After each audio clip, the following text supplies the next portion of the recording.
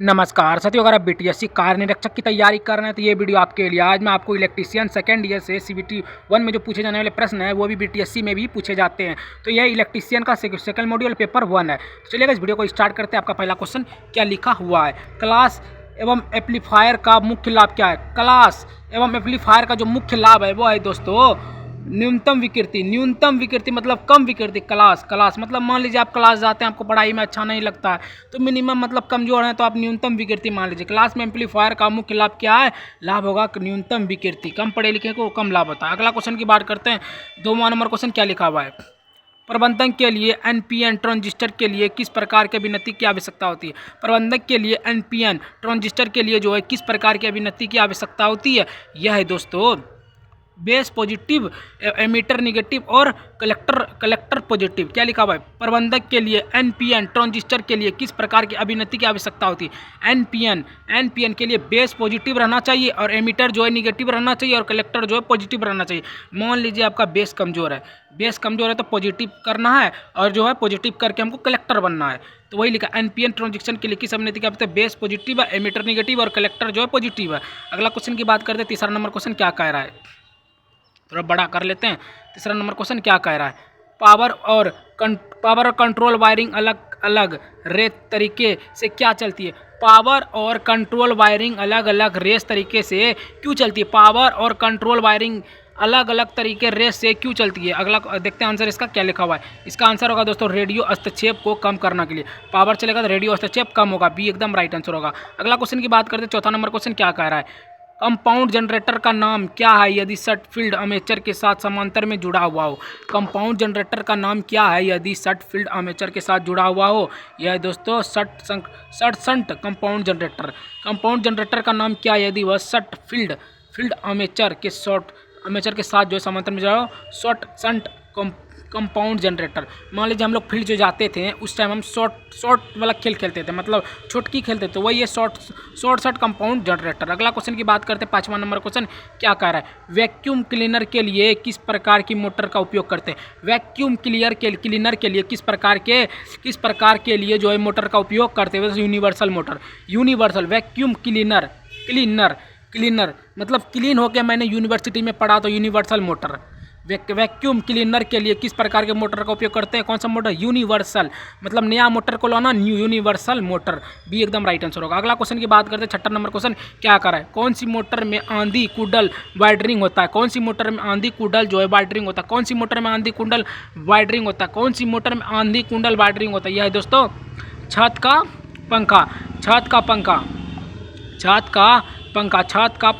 सी एकदम राइट। मान लीजिए आंधी आएगा, आंधी कैसे आएगा? छत पे पंखा चलाएंगे तो हवा चलेगा तो आंधी आएगा। वही क्वेश्चन में आंधी लिखा था ऊपर में तो आंधी, छत का पंखा। सी एकदम राइट आंसर होगा। अगला क्वेश्चन की बात करें। 7वां नंबर क्वेश्चन क्या कह रहा है? डिस्क पिन इंसुलेटर बाहरी सतह को ग्लेजिंग द्वारा क्यों बनाया गया है और किनारों के अंदर की तरह क्यों झुका रहा है? क्या लगा? डिस्क पिन इंसुलेटर बाहरी सतह को ग्लेजिंग द्वारा क्यों बनाया गया है और किनारों को अंदर की तरफ जो है क्यों झुका गया है? क्योंकि बर्फ और पानी को टकराने से रोकता है। वर्षा और पानी को टपकाने के लिए। क्या लिखा हुआ है?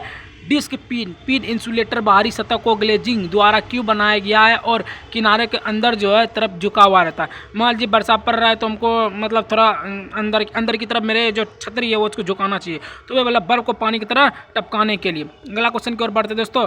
8वां नंबर क्वेश्चन क्या कह रहा है?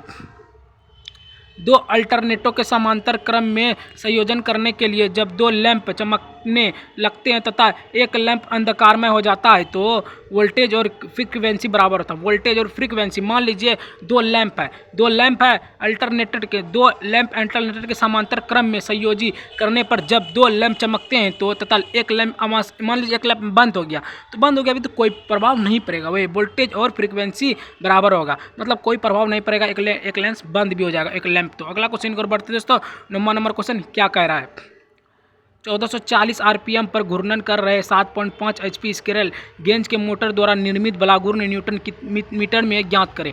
1040 आरपीएम पर घूर्णन कर रहे 7.5 एचपी स्क्विरल गेंज मोटर द्वारा निर्मित बल घूर्ण न्यूटन मीटर में क्या ज्ञात होगा? यह है दोस्तों 36.36 न्यूटन मीटर होगा। इसको अगर आप लोग डायरेक्ट याद कर लीजिए, डायरेक्ट पूछ भी लेता है।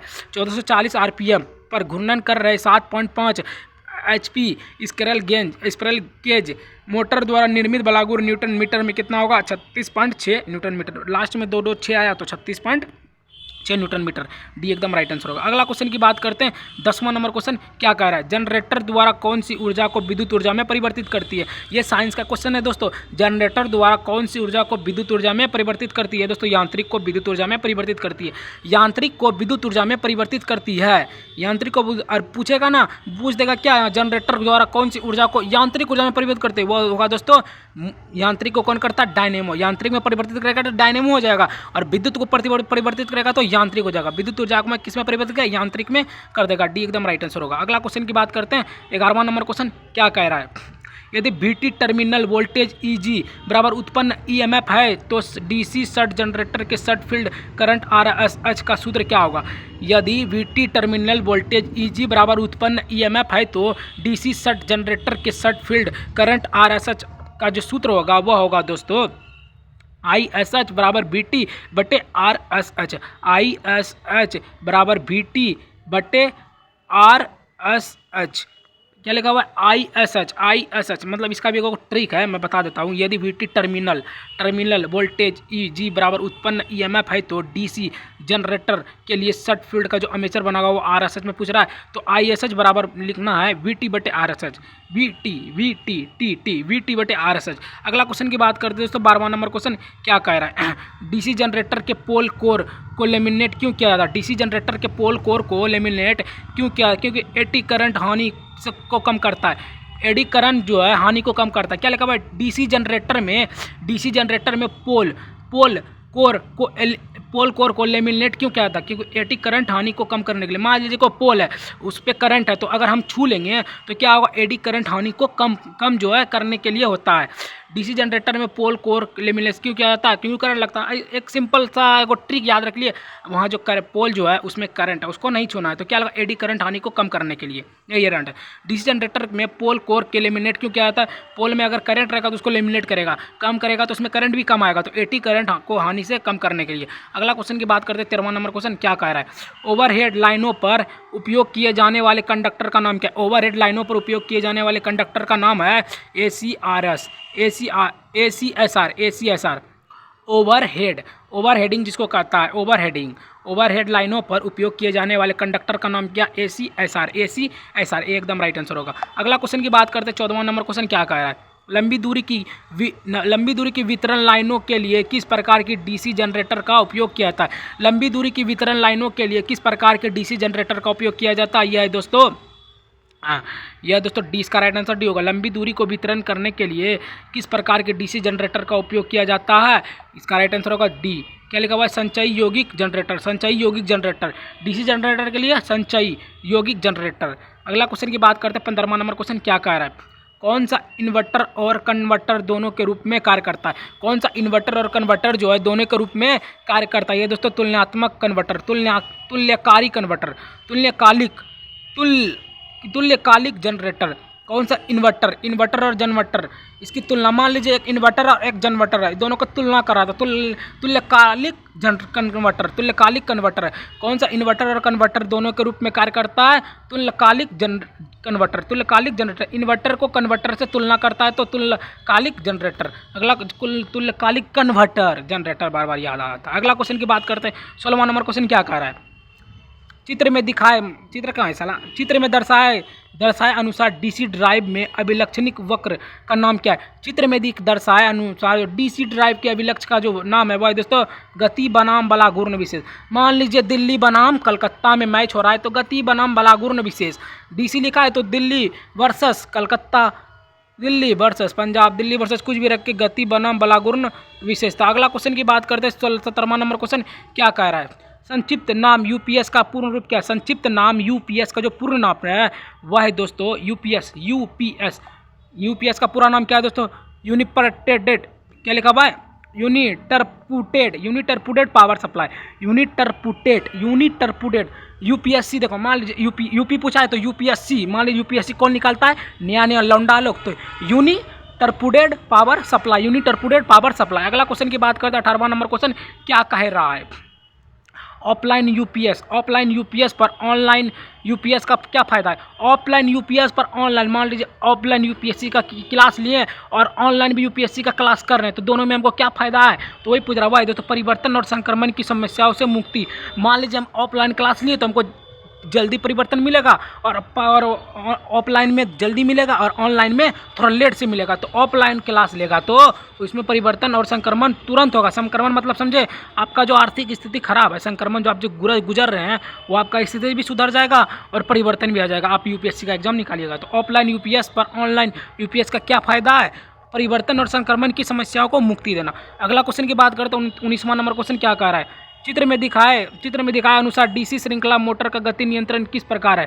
चित्र में दिखाए अनुसार डीसी श्रृंखला मोटर का गति जो नियंत्रण है वह किस प्रकार है? वह देखो क्षेत्र समांतर विधि। क्षेत्र समांतर विधि। चित्र में दिखाए अनुसार डीसी श्रृंखला मोटर का जो गति है, मोटर का जो नियंत्रण किस प्रकार होता है? क्षेत्र समांतर विधि।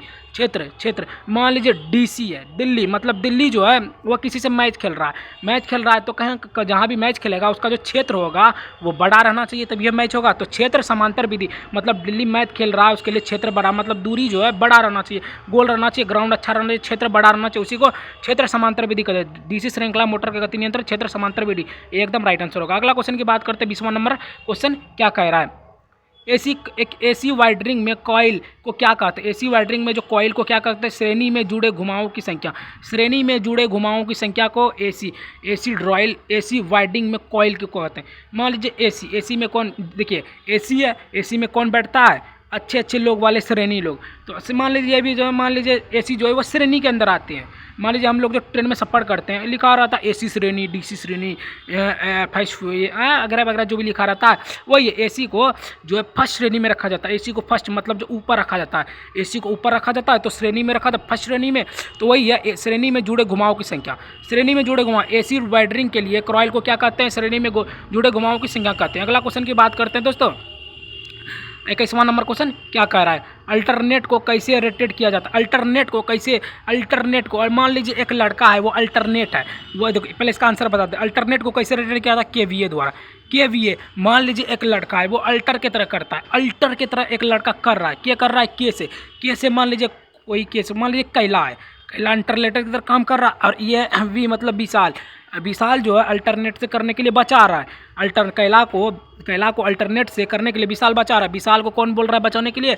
ए बोल रहा है, मतलब अमल बोल रहा है विशाल को कैला अल्टरनेट जो कर रहा है कैला को बचाने के लिए। केवीए इसका ट्रिक याद रख लीजिएगा, अल्टरनेट जो करेगा वो केवीए। अगला क्वेश्चन की बात करते हैं, 22वां नंबर क्वेश्चन क्या कर रहा है? सर्किट ब्रेकर में प्रयुक्त ट्रिप कॉइल का उद्देश्य क्या है? सर्किट ब्रेकर में प्रयुक्त ट्रिप कॉइल का जो उद्देश्य है वह दोस्तों रिमोट ऑपरेशन के लिए। सर्किट ब्रेकर में प्रयुक्त ट्रिप कॉइल रिमोट, मान लीजिए सर ब्रेकर है, ब्रेक जो लगाता है वह रिमोट रहना चाहिए। रिमोट रहेगा, मान लीजिए पैर मेरा एक तरह से रिमोट है, पैर जो है मैं मान लीजिए हम कार चला रहे हैं तो उसमें जो ब्रेक लगाना अनिवार्य होता है, तो मेरा समझिए पैर जो है वह रिमोट है। तो रिमोट ऑपरेशन के लिए सर्किट ब्रेकर में प्रयुक्त कॉइल का उपयोग क्या? रिमोट ऑपरेशन के लिए। और एक और ब्रेक है, इसका ट्रिक है। देखिए मान लीजिए सर्किट ब्रेकर पूछ रहा है, तो मान लीजिए ब्रेक नहीं लगा पाए तो अचानक से क्या होगा? मतलब टकरा जाएंगे किसी से और दुर्घटना हो जाएगा। दुर्घटना जो होगा उसी में ऑपरेशन आता है,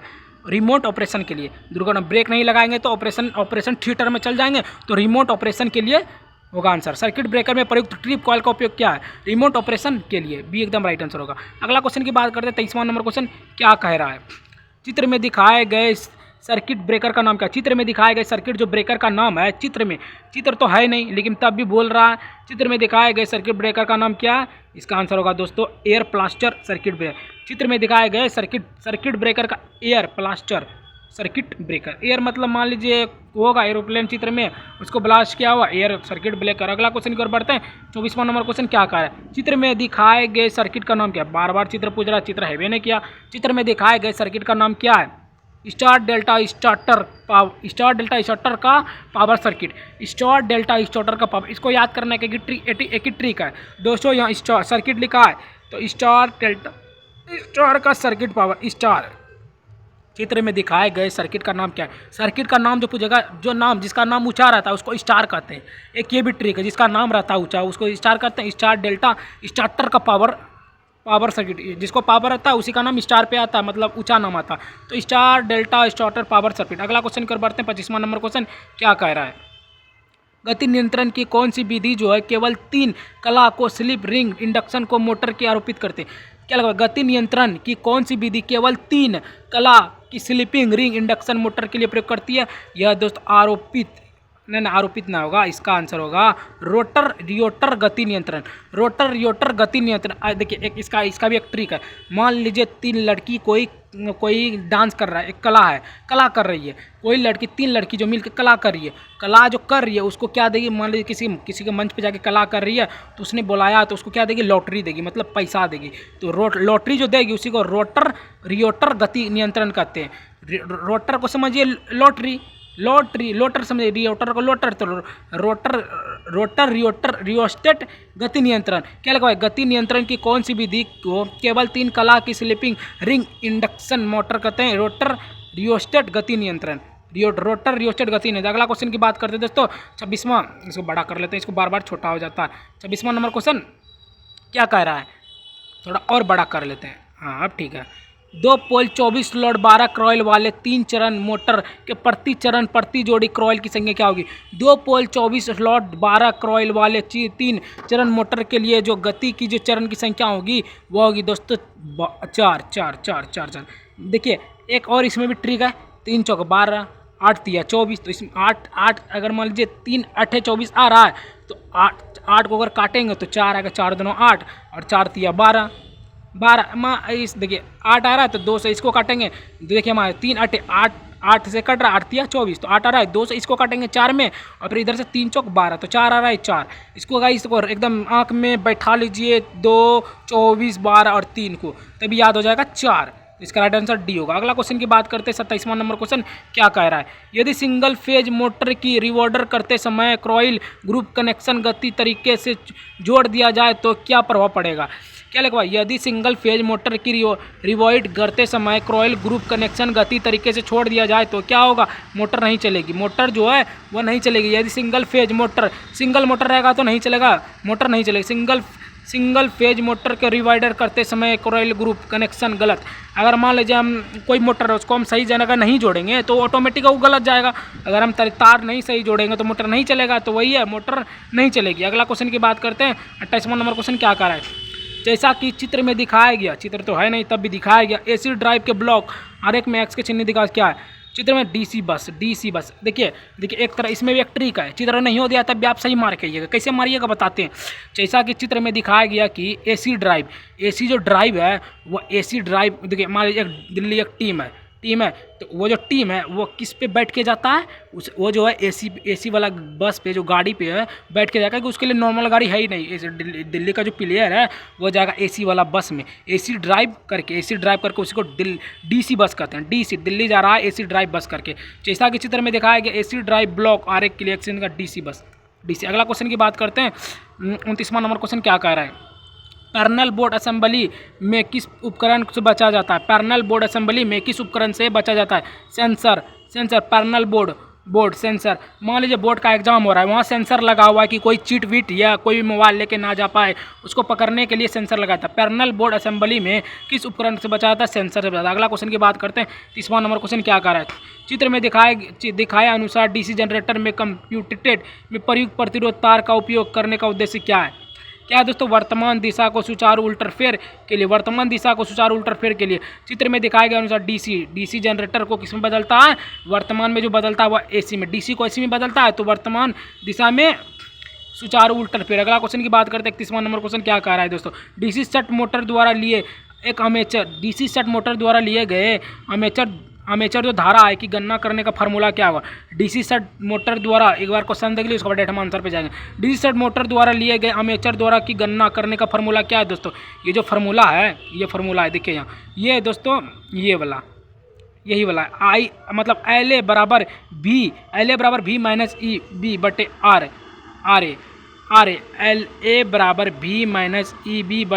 ए एल ए बराबर भी माइनस ई बी बटे आर ए भी मतलब माइनस में जा रहे हैं आप लोग, तो भी माइनस ई बी बटे आर ए। अगला क्वेश्चन की बात करते हैं 32वां नंबर क्वेश्चन क्या कह रहा है? सर्किट में दिखाए गए परीक्षण का नाम क्या है? सर्किट में दिखाए गए जो परीक्षण का नाम है वह block rotor test. Block rotor test. Circuit में दिखाए गए परीक्षण का नाम क्या है? Rotor test. मान लीजिए कोई परीक्षण है, परीक्षण मतलब संस्था है, कोई परीक्षण है, संस्था है, वहाँ एग्जाम परीक्षा ले रहा है, तो क्या है? परीक्षा क्या ले रहा है? टेस्ट ले रहा है।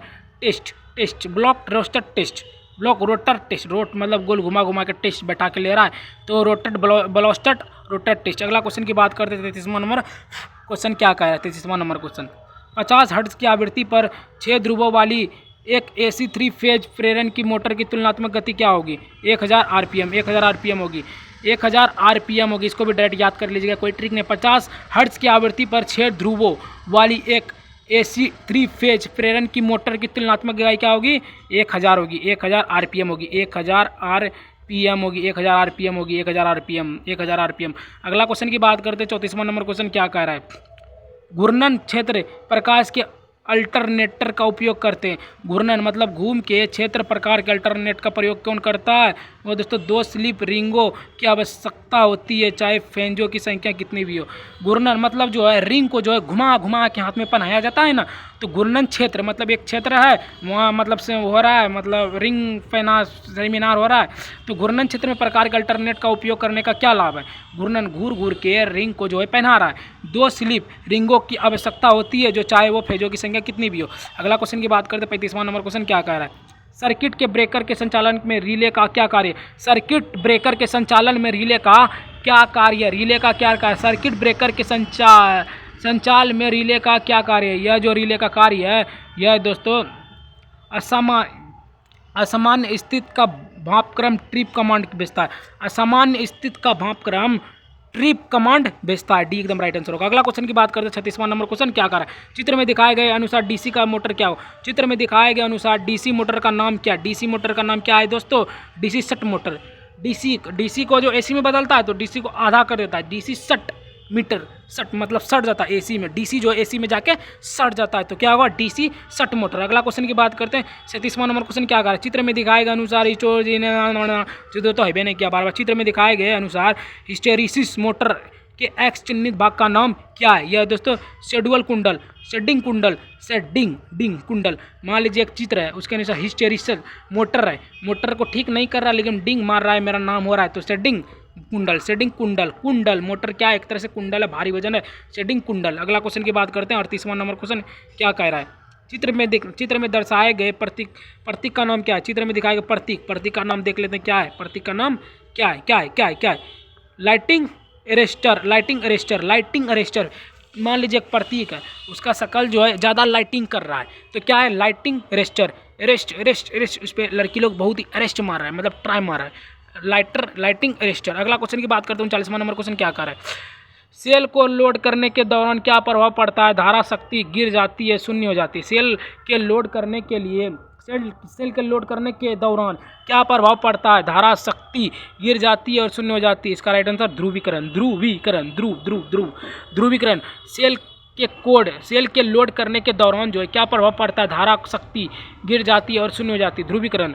एक लड़का है ध्रुव राठी, अगर वो जो वीडियो ट्रोल वाला वीडियो नहीं बनाएगा तो वो वायरल हो ही नहीं पाएगा, तो वही बार बार मोदी को ट्रोल करता है, वो गिरना नहीं चाहता, इसलिए बार बार ट्रोल करके ध्रुव जो है वो वायरल हो रहा है। तो ध्रुवीकरण क्या लिखा हुआ है? सेल को लोड करने के दौरान क्या प्रभाव पड़ता है? धारा शक्ति गिर जाती है और शून्य हो जाती है। वो गिरना भी नहीं चाहता और शून्य भी नहीं होना चाहता है, तो उसको मोदी को ध्रुव राठी जो है ट्रोल करता है, बार बार हीटेड वाला वीडियो बनाता है, तो ध्रुवीकरण।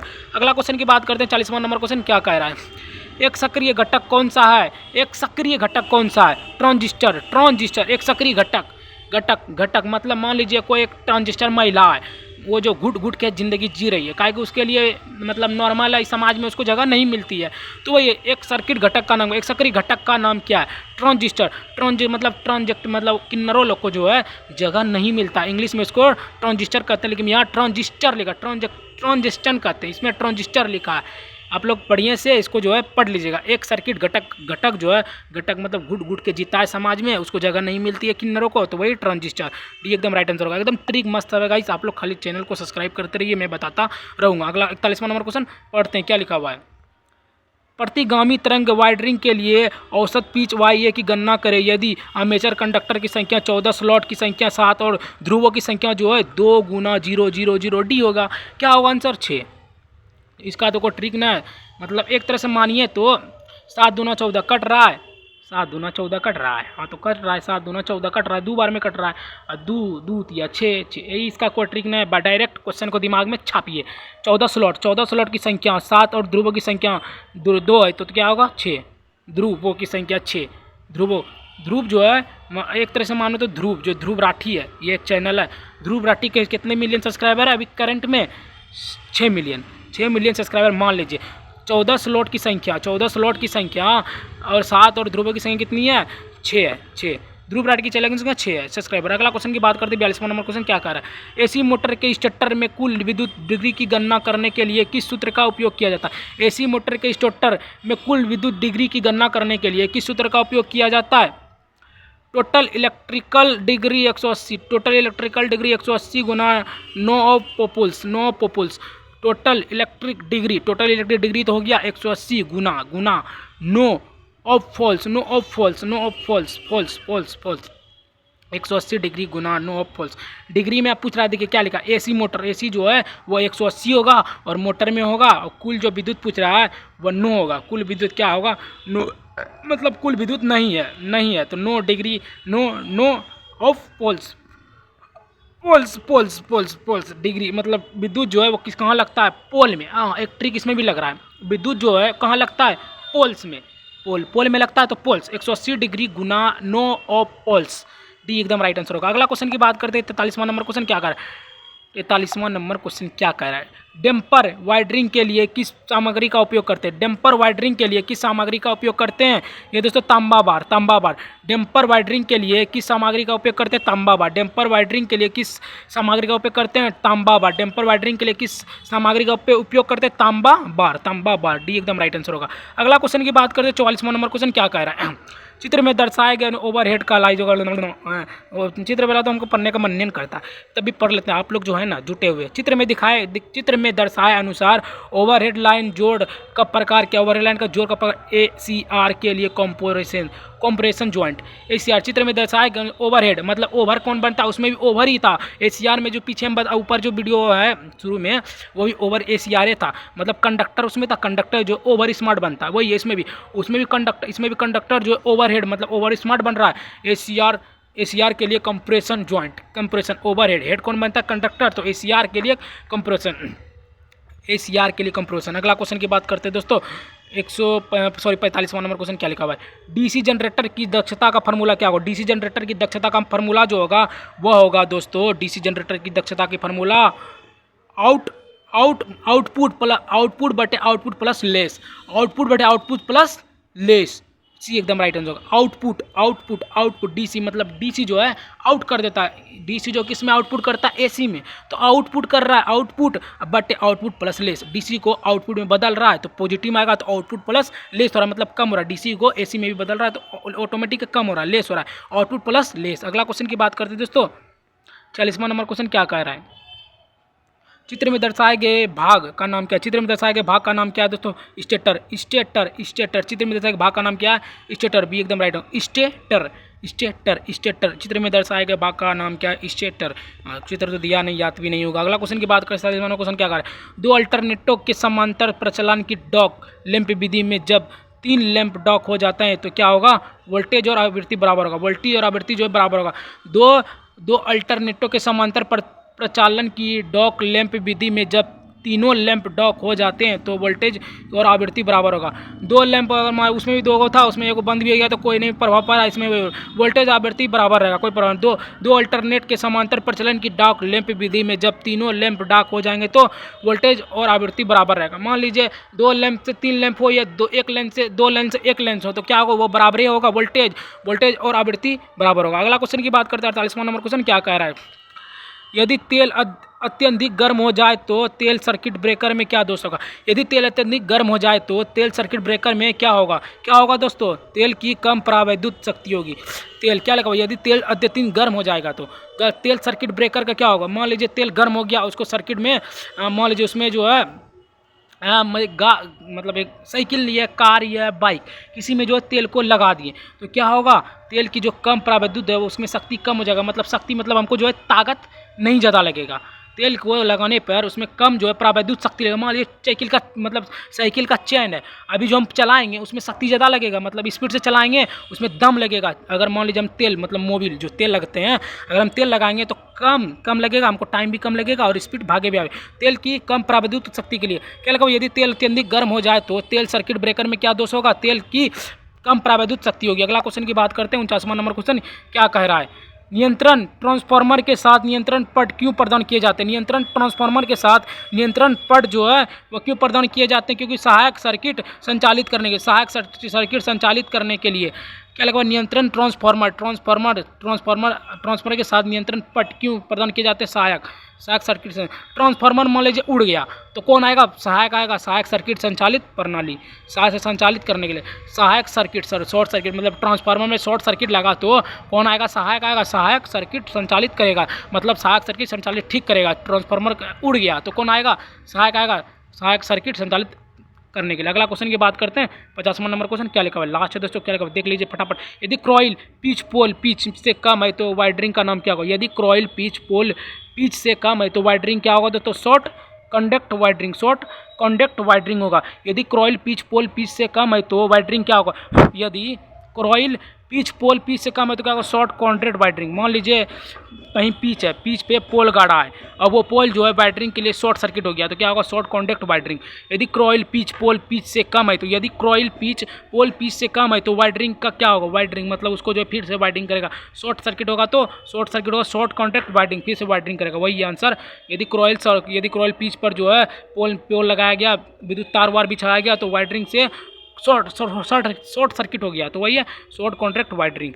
तो गाइस आज मैंने आपको टोटल 50 महत्वपूर्ण प्रश्न बतला दिए इलेक्ट्रीशियन सेकंड ईयर का मॉड्यूल 1 का। तो गाइस अगर आप लोगों को वीडियो थोड़ा सा भी अच्छा लगा होगा मेरा ट्रिक, तो मुझे एक like subscribe share press comment जरूर कीजिएगा। ठीक है गाइस, मिलते हैं किसी और इलेक्ट्रीशियन 2 मॉड्यूल के साथ, तब तक के लिए बाय बाय, जय हिंद जय भारत।